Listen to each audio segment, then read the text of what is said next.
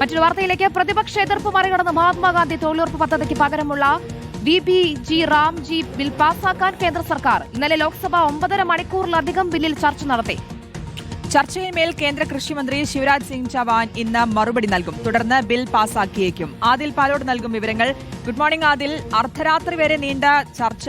ഇന്ന് മന്ത്രി അതിൽ മറുപടി നൽകും. ഈ വിഷയത്തിൽ ഇന്നലെ പാർലമെന്റിനകത്തും പുറത്തുമൊക്കെ കണ്ടത് വലിയ പ്രതിഷേധം തന്നെയായിരുന്നു. ഇന്നും ആ പ്രതിഷേധം കാണാമല്ലേ?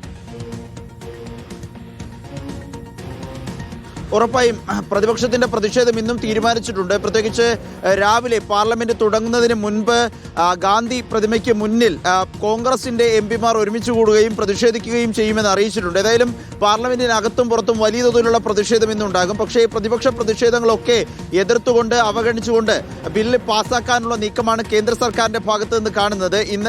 ഇന്ന് പുലർച്ചെ വരെ പാർലമെന്റിലെ ലോക്സഭയിലെ ചർച്ച നീണ്ടു എന്നതാണ് നമ്മൾ കണ്ടത്. ഇന്ന് ഈ ബില്ലിന്മേലുള്ള ചർച്ചയിൽ മറുപടി എന്ന രൂപത്തിൽ കേന്ദ്ര ഗ്രാമീണ വികസന വകുപ്പ് മന്ത്രി ശിവരാജ് സിംഗ് ചൌഹാൻ മറുപടി നൽകും.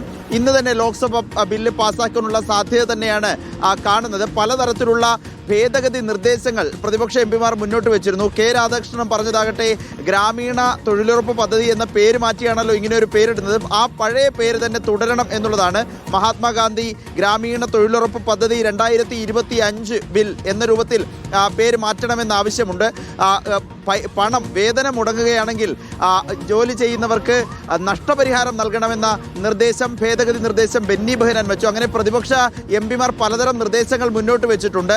പക്ഷേ അതൊന്നും അംഗീകരിക്കാൻ സാധ്യതയില്ല. സ്റ്റാൻഡിംഗ് കമ്മിറ്റിക്കോ സംയുക്ത പാർലമെന്ററി സമിതിക്കോ ഈ ബില്ല് വിടണമെന്ന ആവശ്യമുണ്ട്. പക്ഷേ പ്രതിപക്ഷത്തിന്റെ ആവശ്യങ്ങളൊക്കെ നിരാകരിച്ചുകൊണ്ട് ഇന്ന് തന്നെ ബില്ല് ലോക്സഭയിൽ പാസ്സാക്കിയെടുക്കുമെന്നാണ് മനസ്സിലാക്കാൻ കഴിയുന്നത്. വലിയ പ്രതിഷേധം ഇന്നും ആസൂത്രണം ചെയ്യുകയാണ് കോൺഗ്രസും പ്രതിപക്ഷ പാർട്ടികളും. ശരി, കടുത്ത പ്രതിഷേധങ്ങൾക്കിടയിലും ബിൽ പാസ്സാക്കാൻ ഒരുങ്ങുകയാണ് കേന്ദ്ര സർക്കാർ. ആദിൽ പാലോടാണ് വിവരങ്ങൾ നൽകിയത്.